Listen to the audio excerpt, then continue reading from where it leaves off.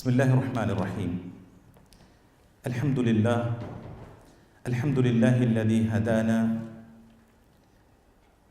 وما كنا لنهتدي لولا أن هدانا الله، وأشهد أن لا إله إلا الله وحده لا شريك له، وأشهد أن محمدًا عبده ورسوله، صلوات ربي وسلامه عليه وعلى آله وصحبه ومن تبعهم بإحسان إلى يوم الدين، أما بعد. أعوذ بالله السميع العليم من الشيطان الرجيم من همزه ونفخه ونفثه. بسم الله الرحمن الرحيم. رب اشرح لي صدري ويسر لي أمري واحلل عقدة من لساني يفقهوا قولي.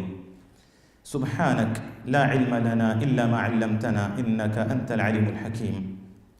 اللهم لا سهل إلا ما جعلته سهلا وأنت تجعل الحزن إذا شئت سهلا.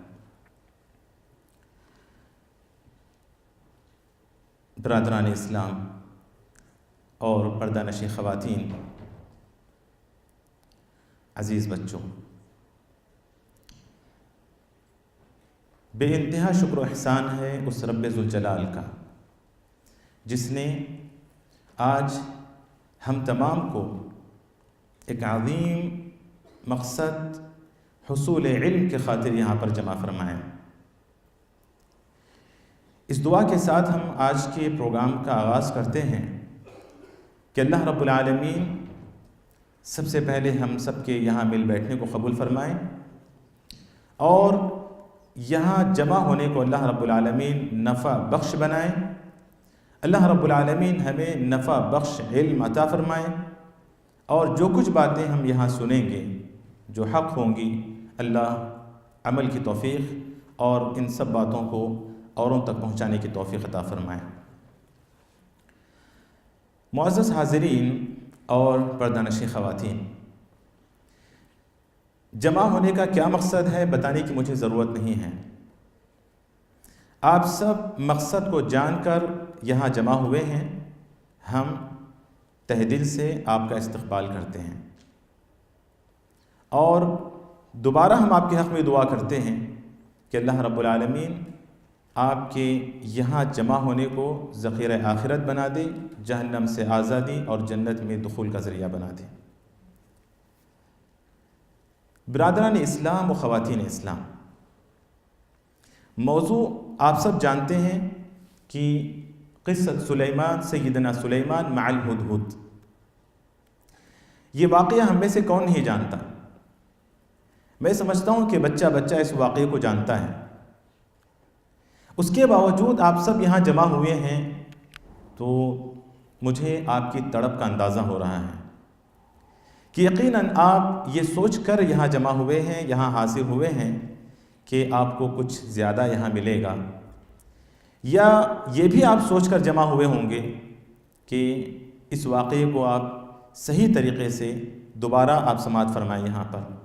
لیکن سوال یہ ہے کہ حضرت سلیمان کا واقعہ ہدہد کے ساتھ جو پیش آیا ہے، اگر آپ اس کو لکھنا چاہیں تو چند سطور میں لکھ سکتے ہیں نا؟ چند لائن میں واقعہ ختم ہو جائے گا، ہوگا کہ نہیں؟ یہ جمعہ نہیں ہے، آج جمعہ نہیں ہے اور نہ ہی یہ جمعے کا خطبہ ہے۔ جی ہاں، بول سکتے ہیں۔ ویسے خطیب اگر سوال کرے جمعہ کے دن تب بھی بول سکتے ہیں، وہ منع جو کیا گیا آپس میں بولنے سے منع کیا گیا ہے، لیکن یہاں جمعہ بھی نہیں ہے۔ اس لیے میں نے کہا جمعہ بولنے نہ بولنے کی بات، ماشاءاللہ لوگ تو جمعہ کے دن بہت کچھ بول لیتے ہیں، خطیب صاحب اپنا بول رہے ہیں یہ اپنے پیچھے سے بول رہے ہوتے ہیں، وہ بات نہیں ہے۔ لیکن جس ادب و احترام کے ساتھ سنتے ہیں اور ساری باتیں سر کے اوپر سے چلی جاتی ہیں، ایسے نہ بیٹھیں۔ یہ مقصد ہے بولنے کا کہ جمعہ نہیں ہے۔ جب بھی کوئی میں سوال کروں آپ سے، آپ میرا ساتھ دیں، میرے ساتھ رہیں، مجھے پتہ چلے گا کہ میں بیدار لوگوں کے ساتھ ہوں۔ تو میں کہہ رہا تھا کہ اگر اس واقعے کو ہم لکھنا چاہیں تو شاید ہم چند سطور میں اس کو لکھ لیں گے اور واقعہ ختم ہو جائے گا۔ سنانا چاہیں تو 2-4 منٹ میں، زیادہ سے زیادہ 5 منٹ میں اگر مرچ مسالہ لگا کر بولا جائے تو شاید 10-15 منٹ، آدھے گھنٹے میں ہم بول سکتے ہیں اور واقعہ ختم ہو جائے گا۔ لیکن 10 دن آپ اس واقعے کو سننے کے لیے یہاں پر آئے ہیں، اس واقعے کو سننا ہے 10 دن، ایسا تو نہیں ہے، لیکن ایسا ہی ہے، 10 دن آپ اس واقعے کو سنیں گے۔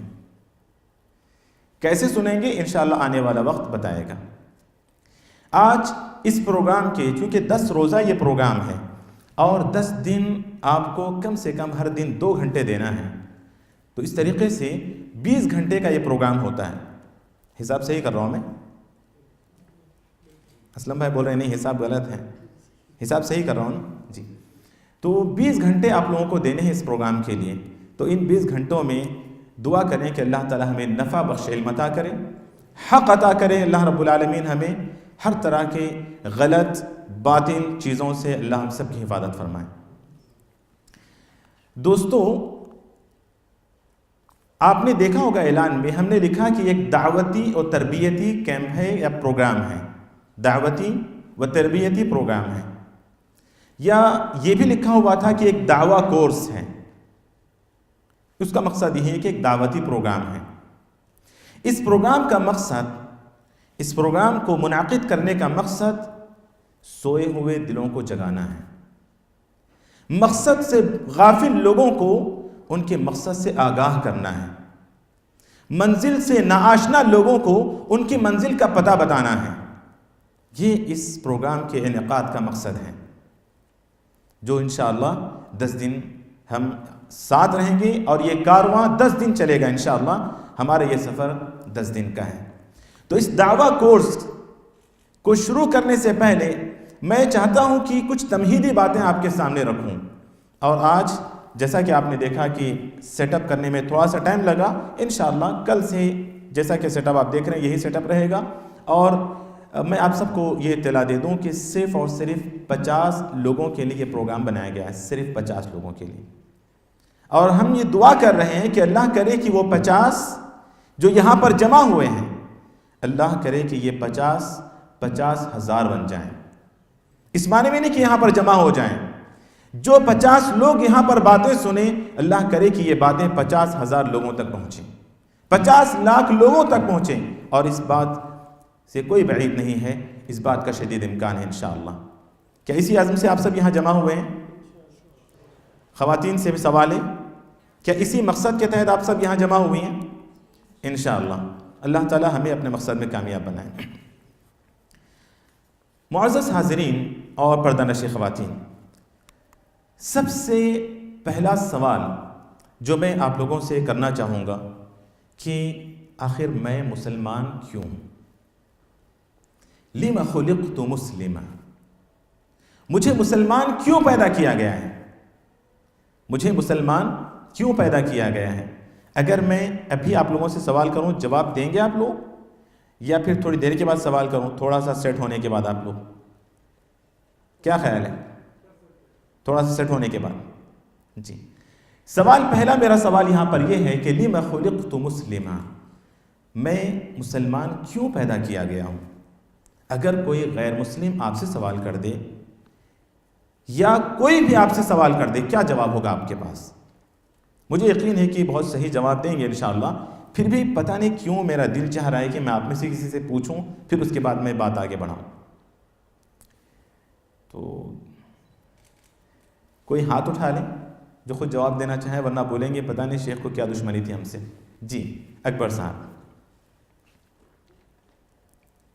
انسان کو اپنا مقصد زندگی جی اس کو طے کرنے کے لیے ہم لوگ مسلمان، میں سوال یہاں پر یہی ہے کہ آپ کے وجود کا مقصد کیا ہے؟ آپ کیوں مسلمان پیدا کیے گئے ہیں؟ وہ اس لیے کہ اللہ کی بندگی کرے، اللہ کی جو ہے عبادت کرے۔ اچھا، بارک اللہ فیک۔ اور کسی کے پاس کوئی اور جواب ہے؟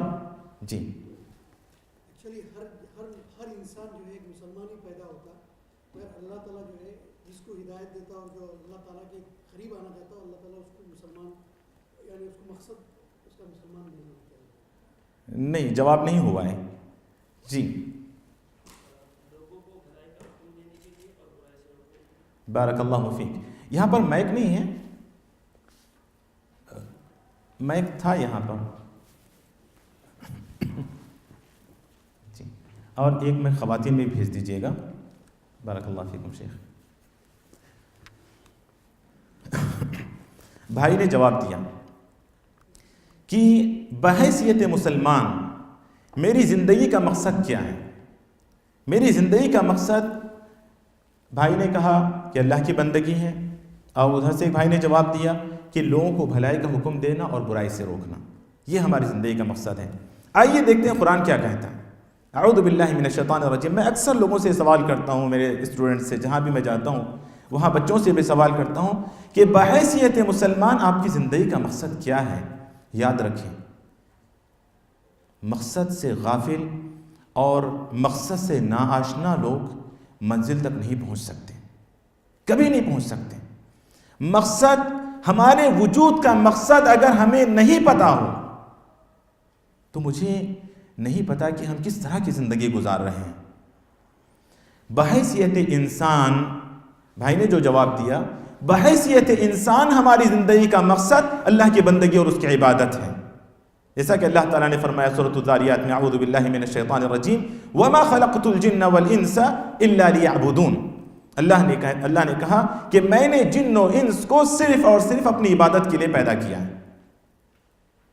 اور بحیثیت مسلمان، اے مسلمانوں، آپ کو اللہ نے کیوں پیدا کیا؟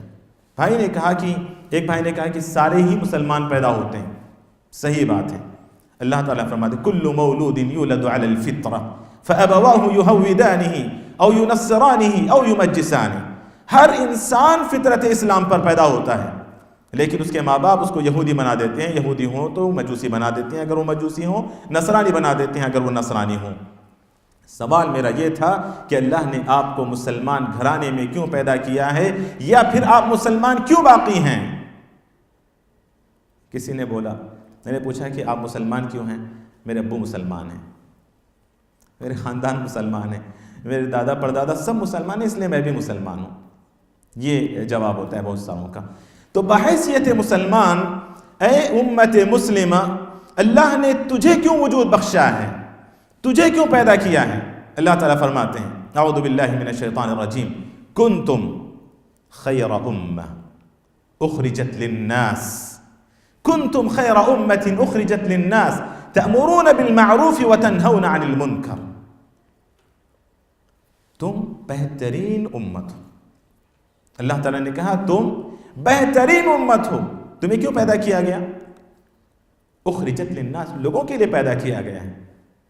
اپنے لیے تو جانور بھی جیتا ہے، لیکن ہمیں لوگوں کے لیے پیدا کیا گیا۔ اخرجت للناس، لوگوں کے لیے پیدا کیا گیا۔ کیا کرنا ہے لوگوں کے ساتھ ہمیں؟ کیا تأمرون بالمعروف وتنہون عن المنکر، کہ آپ لوگوں کو بھلائی کا حکم دیں گے اور لوگوں کو برائی سے روکیں گے۔ یہ ہمارے وجود کا مقصد ہے، اس مقصد کو کبھی اپنے ذہن سے نکلنے نہیں دینا۔ آج مسلمانوں کا ایک بہت بڑا طبقہ اپنے مقصد وجود سے ناآشنا ہے، وہ نہیں جانتا کہ وہ کیوں مسلمان ہے، آخر کیوں اللہ نے اس کو مسلمان پیدا کیا گیا، وہ نہیں جانتا ہے۔ تو میرے بھائیوں اور بہنوں، ہماری زندگی کا مقصد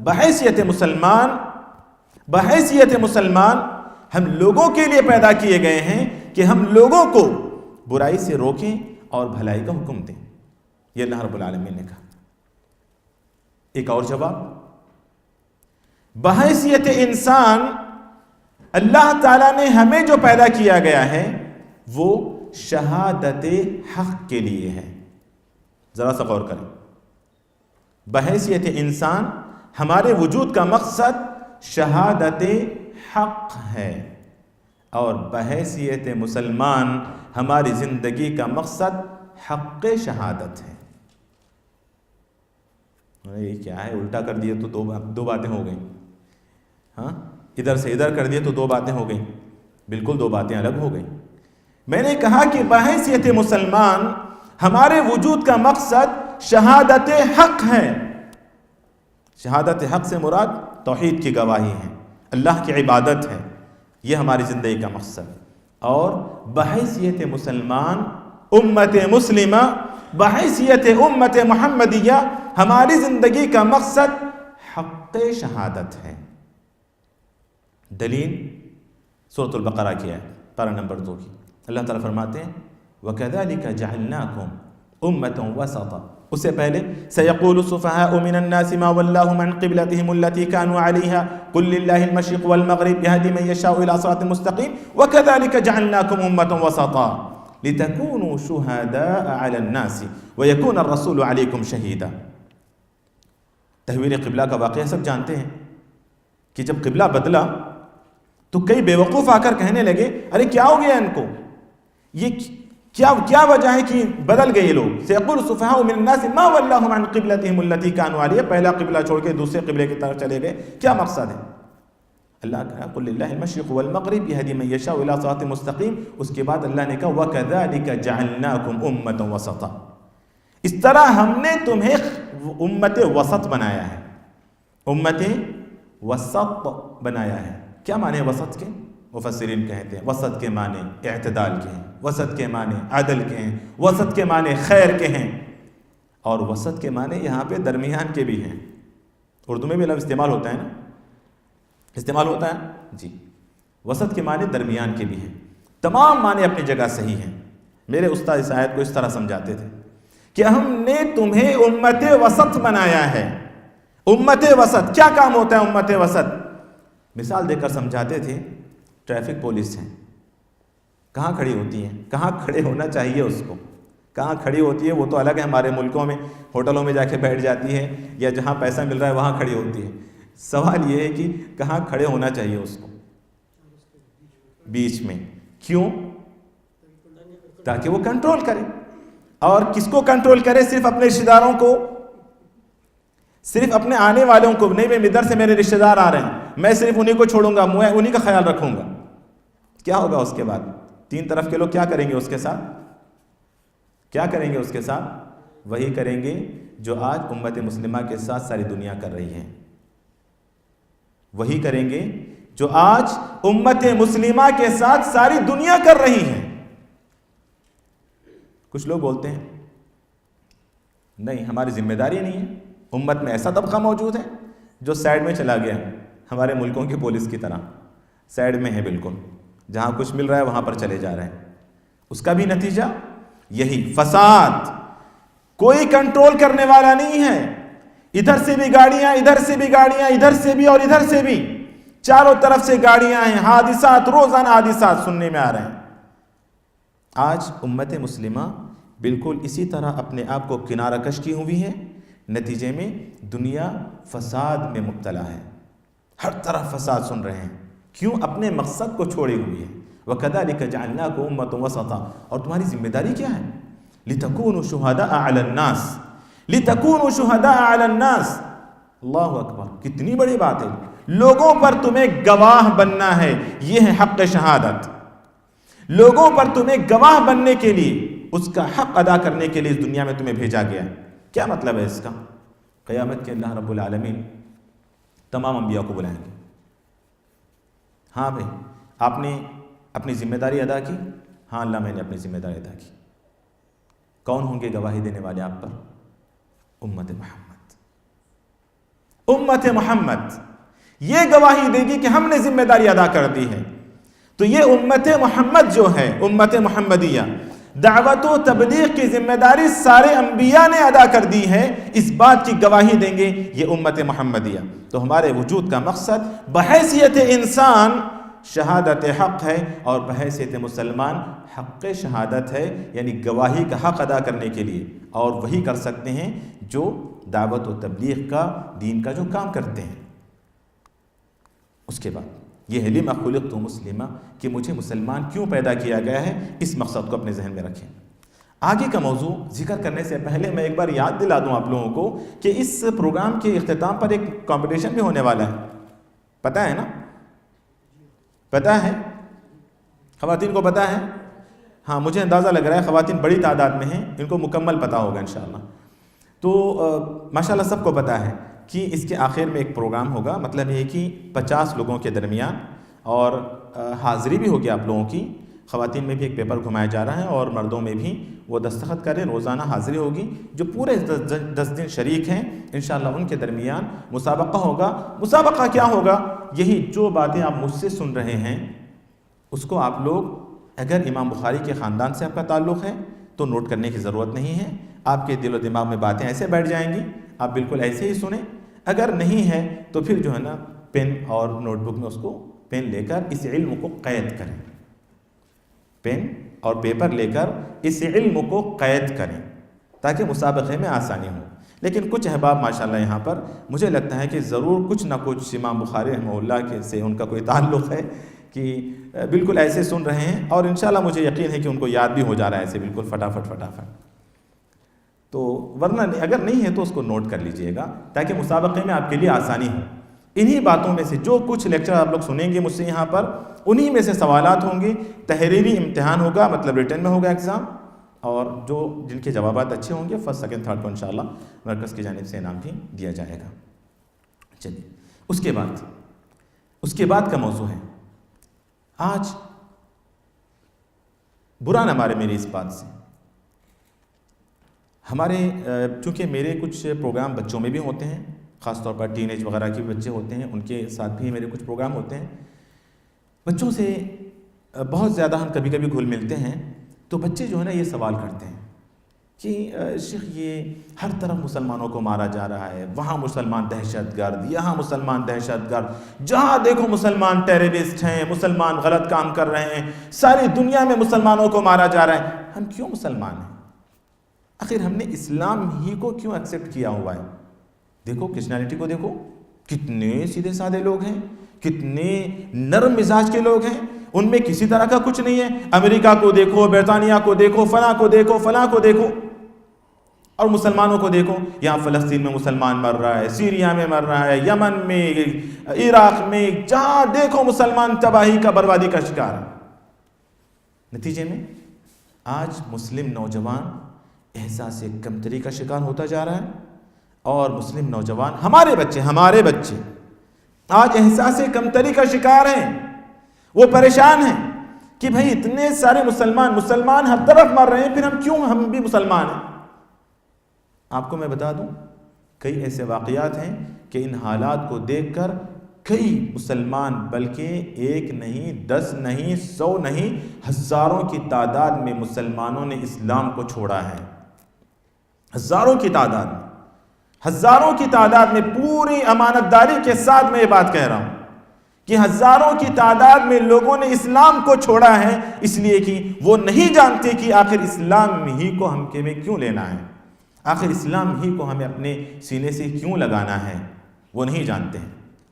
اور جو مسلمان یہ نہیں جانتا، جو داعی یہ نہیں جانتا کہ اسلام ہی کو مجھے کیوں لینا ہے، مجھے بتائیں وہ اسلام کو کیا پہنچا سکتا ہے دوسروں تک. چلیں اب میں آپ سے سوال کروں گا، مجھے آپ میں سے کوئی بتائیں، میں ہی پوچھ لوں، آج آپ لوگ خود بتائیں. کل سے انشاءاللہ میں دیکھ رہا ہوں سب کو یہاں پہ، کل سے میں دیکھ لوں گا آپ لوگوں کو. آج آپ لوگ خود جو ہے نا بتائیے گا ہاتھ اٹھا کر کہ میں جواب دوں گا کہ آخر آپ نے اسلام ہی کو کیوں لیا ہے جبکہ دیگر مذاہب اور بھی اچھے ہیں. یہ سمجھیے کہ میں غیر مسلم ہوں، میں آپ سے سوال کر رہا ہوں، آپ مجھے کس طرح مطمئن کریں گے؟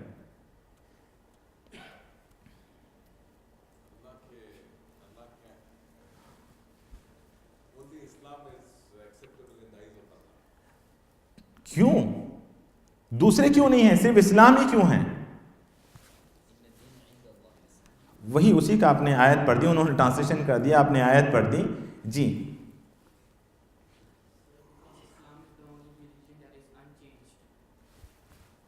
یہ جواب نہیں ہوا.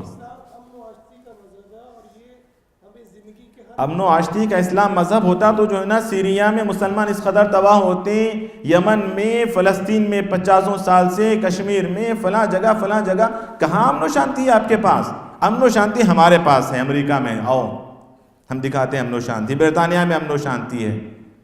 کیا ہے امن و شانتی آپ کے پاس؟ جی کاشف صاحب. کیونکہ انسان فطرت پہ پیدا ہوتا ہے اور اسلام ہی فطرت. یہ تو آپ کہہ رہے ہو، میں نہیں مانتا اس کو. جی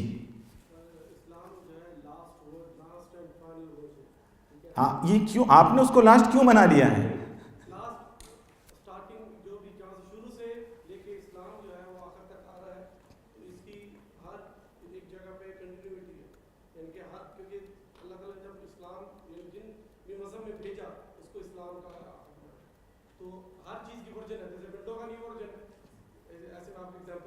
جی جی اسی طرح اسلام is latest version and the final version. یہ آپ بول رہے ہو نا, آپ بول رہے ہو, کیا ثبوت ہے اس کا؟ اگر یہی باتیں وہ اپنے مذہب کے بارے میں کریں تو ان کو کہنا کہ وہاں پہ آئے, کامن چیزوں پہ آئے جو کہ ہے, ہمیں ثبوت کے ساتھ بتانا. یہی ہے کہ آپ ثابت کریں. آپ ثابت نہیں کر رہے ہیں, آپ بس دین اسلام کی تعریف کر رہے ہیں, لیکن ثابت کر کے بتائیں. جی خواتین ناراض ہو جائیں گی اگر ان میں سے کوئی, ہاں مائک پہنچائیں وہاں پر, اگر وہاں پر مائک ہو تو پیچھے شاید اس کا بٹن ہے, جلدی سے ٹائم ہو رہا ہے.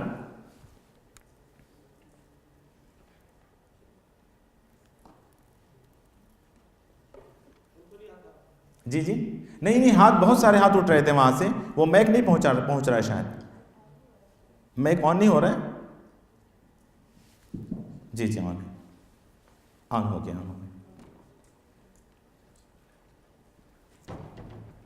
جی السلام ورحمۃ اللہ.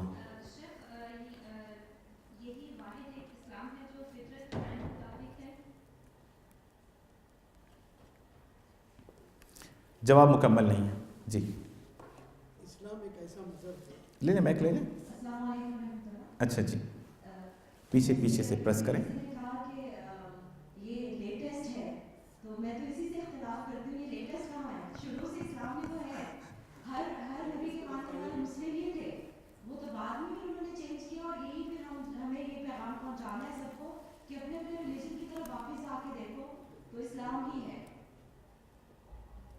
جی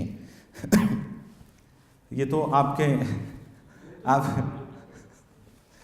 چلیں, اللہ کا پسندیدہ دین اسلام ہے. وہ انہوں نے عربی میں بولا, قرآن کی آیت پیش کر دی, انہوں نے انگلش میں بول دیا تھا. کمپلیٹ نہیں کیا. اچھا کمپلیٹ نہیں کیا. جی اور اسی کے ذریعے سے اللہ تعالیٰ تمہیں جنت میں جو ہے بھیجتا ہے.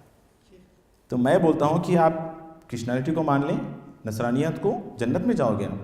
یہ کیا اسلام کو مان رہے ہو آپ؟ اللہ تعالیٰ نے قرآن میں جو ہے اس کی طرف جو ہے رغبت دلائی. جی چلیں جی آخر بات ہمارے اسلام بھائی سے لے لیتے ہیں.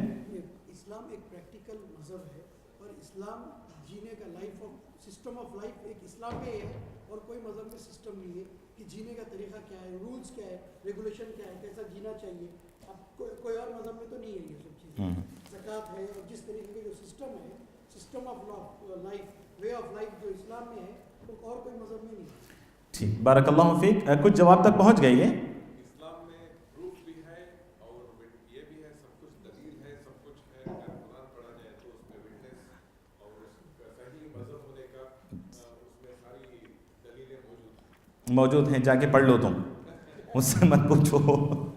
جی جی اچھا, قرآن کی جو ویلیڈیٹی ہے وہ دوسرے کوئی کتابوں میں نہیں ہے.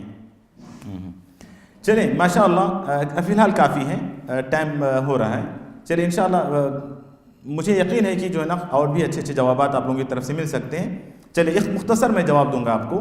دیکھیں آپ مجھے بتائیں, اللہ کے لیے بتائیں, للہ, آپ کے سامنے غیر مسلم اگر ایسے کھڑا ہو اور آپ سے یہ سوال کرے, جتنے آپ لوگوں نے جوابات دیے ہیں آپ خود کہیں, خود سوچ کے بولیں, کیا میں ان جوابات سے مطمئن ہو سکتا ہوں؟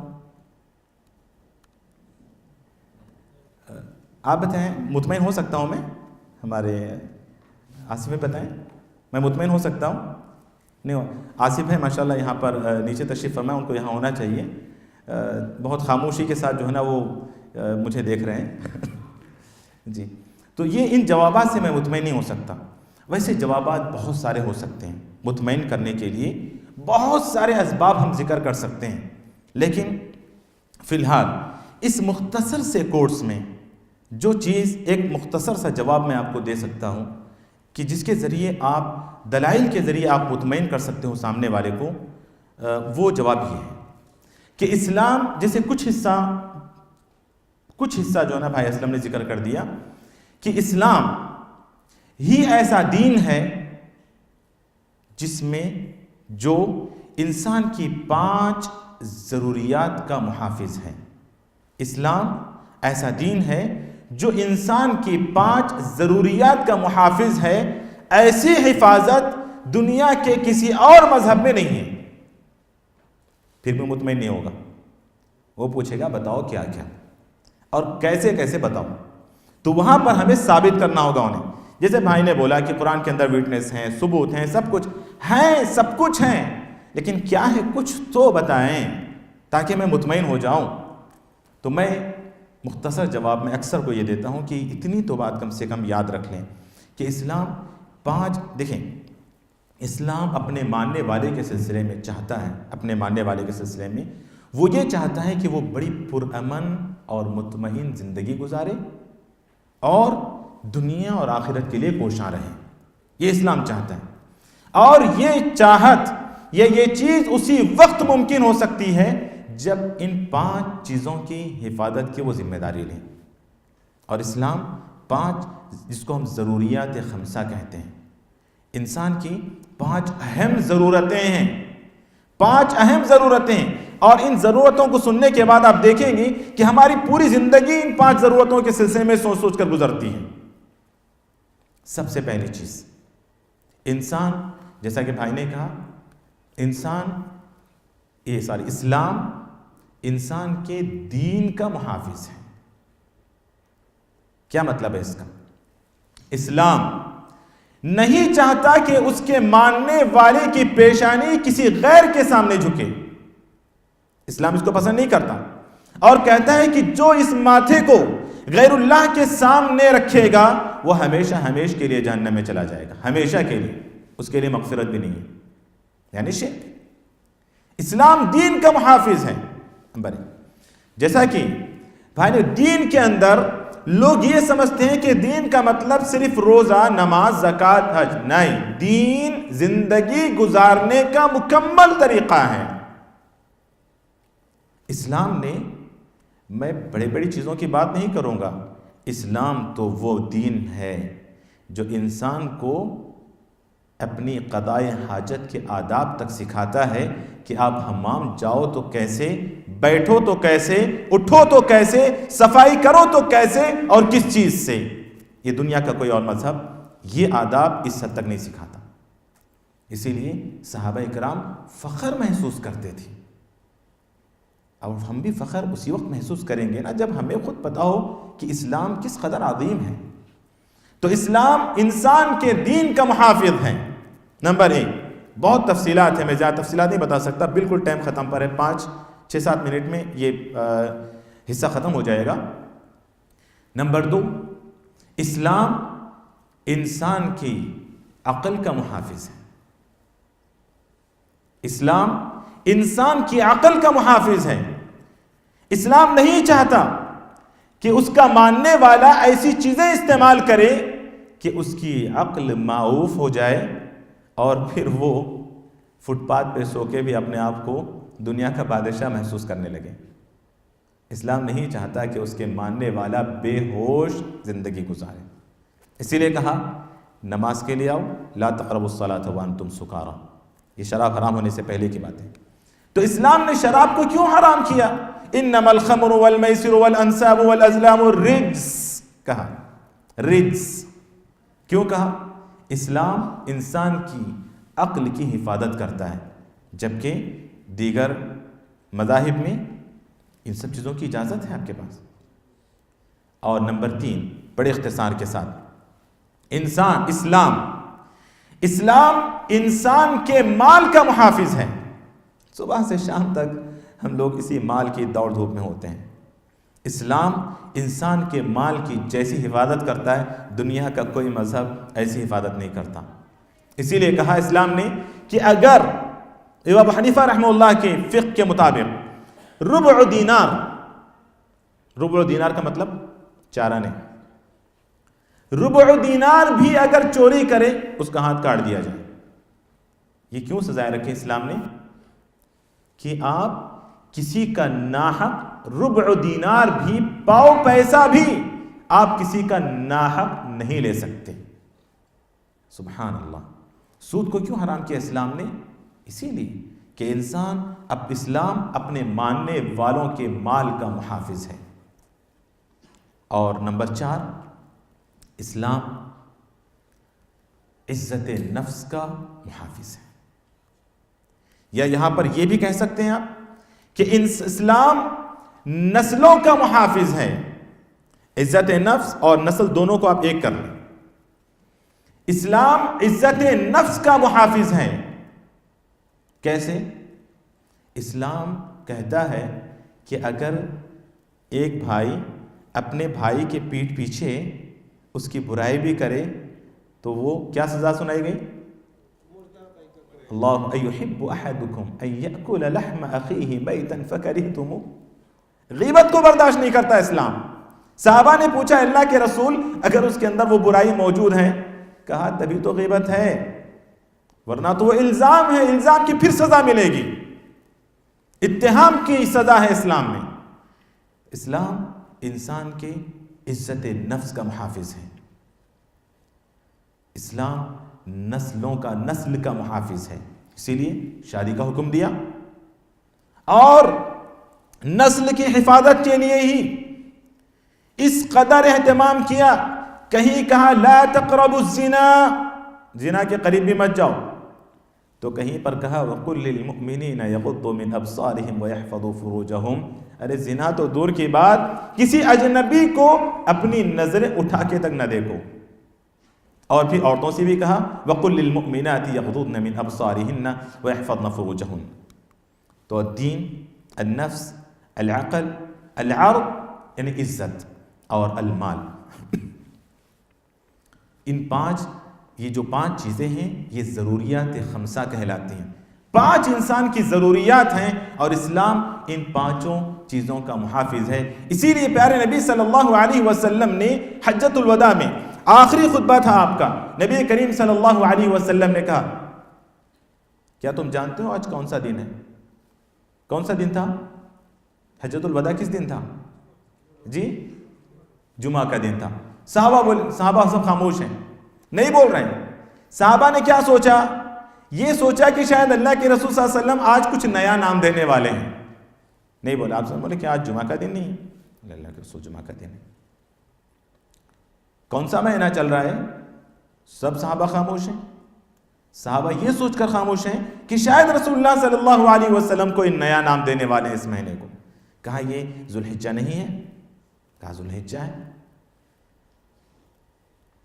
اس کے بعد اور کیا سوال کیا تھا؟ یوم النحر تھا، وہ یوم النحر تھا.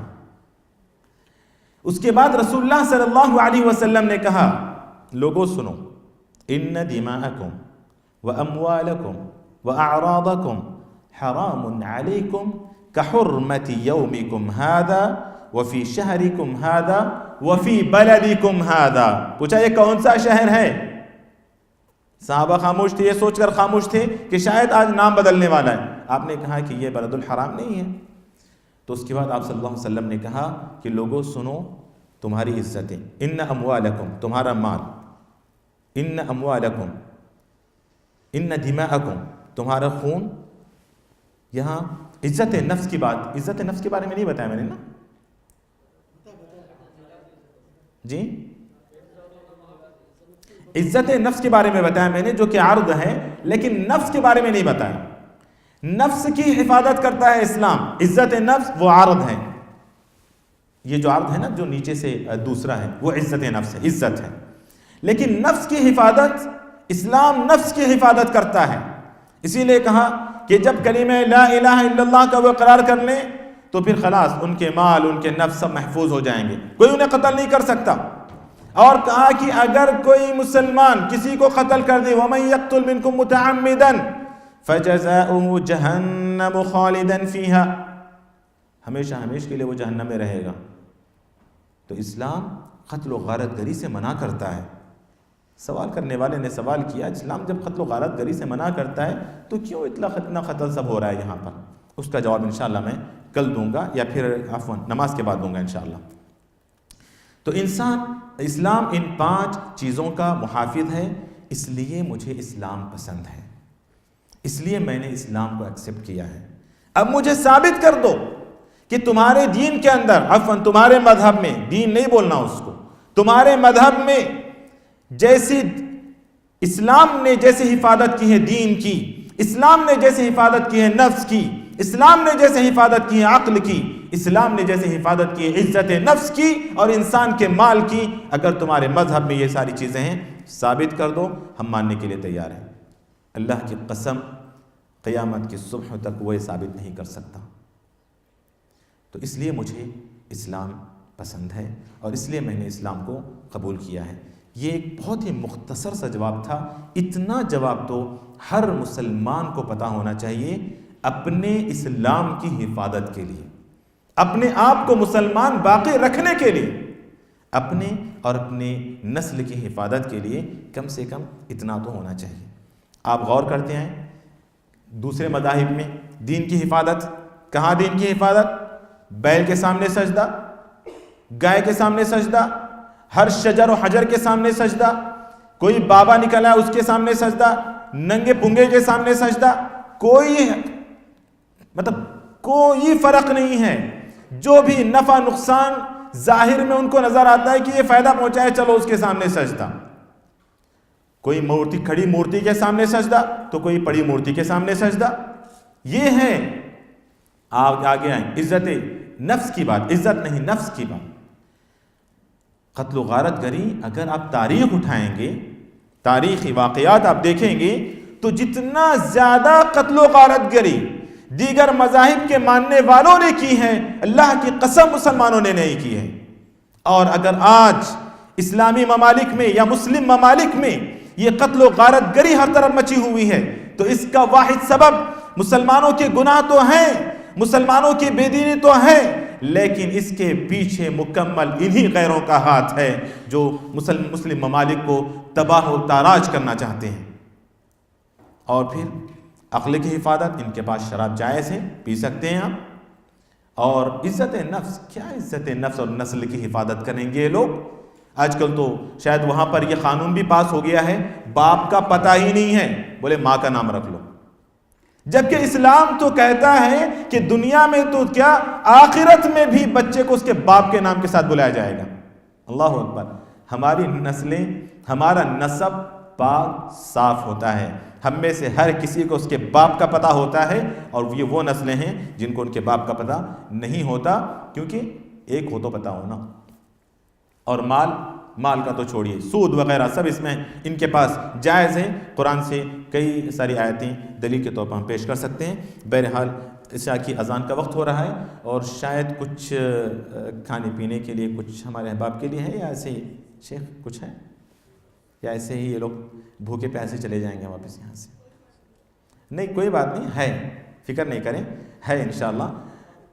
جی، تو ابھی عشاء کی اذان ہونے والی ہے، کچھ پانی وغیرہ شاید ہے انشاءاللہ۔ مجھے بتایا گیا ہے کہ آپ لوگوں کے لیے پانی ہے، چائے ہے، اور پھر رات پیٹ بھرنے کے لیے بھی کچھ ہے، تو فکر نہیں کریں، انشاءاللہ اس سے فارغ ہو جائیں، پھر عشاء کے بعد ہم لوگ آتے ہیں اور بچی ہوئی آج کی جو تمہیدی باتیں ہیں انشاءاللہ ہم اس کو مکمل کرتے ہیں۔ اللہ تعالیٰ سے دعا ہے کہ جو کچھ باتیں ہم نے سنی ہیں اللہ رب العالمین عمل کرنے اور دوسروں تک پہنچانے کی توفیق عطا فرمائے۔